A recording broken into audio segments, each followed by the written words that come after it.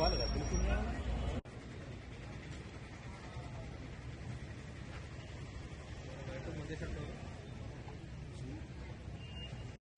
మొత్తం జాబ్ చేస్తున్నారు.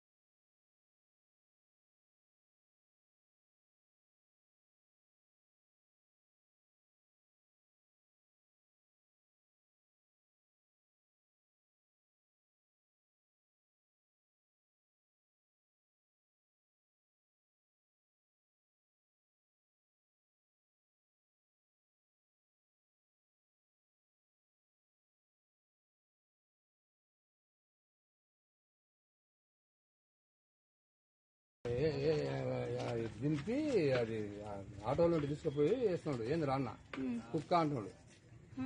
అన్నాక నేను దగ్గరకు వాడు ఎక్కిపోతున్నాడు.